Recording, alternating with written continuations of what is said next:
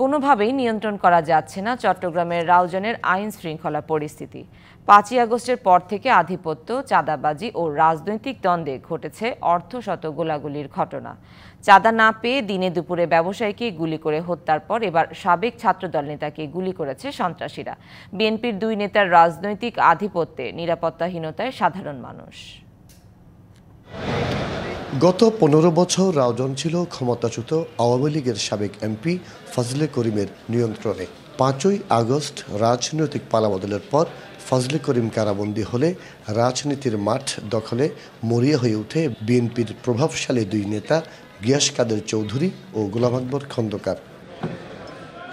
দুই নেতার এই বিভক্তিতে আধিপত্য ধরে রাখতে তাদের অনুসারীরা জড়াচ্ছে একের পর এক সংঘর্ষে। প্রকাশ্যে অস্ত্র নিয়ে মহড়ার পাশাপাশি ঘটছে গোলাগুলির ঘটনাও। 2 দিন আগেও একটা মানুষ গুলিবিদ্ধ হয়েছে রাউজানে। তো আমরা তো কোনো কিছুর সাথে জড়িত না, তাহলে আমরা কেন এগুলো ভুক্তভোগী হচ্ছি? চাঁদা না দিয়াই গেল ২৪শে জানুয়ারি জুমার নামাজে যাওয়ার পথে ব্যবসায়ী জাহাঙ্গীর আলমকে গুলি করে হত্যা করে সন্ত্রাসীরা।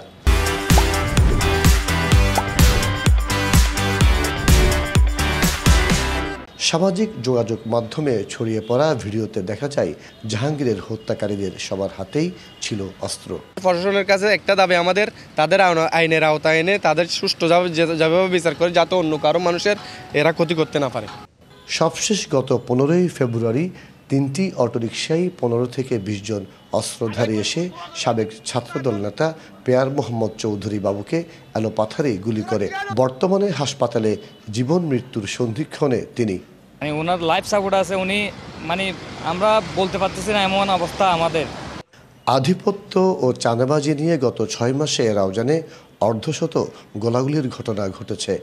গুলিবিদ্ধ ও আহত হয়েছে অনেকে। তবে এসব ঘটনায় এখনও ধরাছোঁয়ার বাইরে বিএনপির বড় দুই নেতার অনুসারীরা।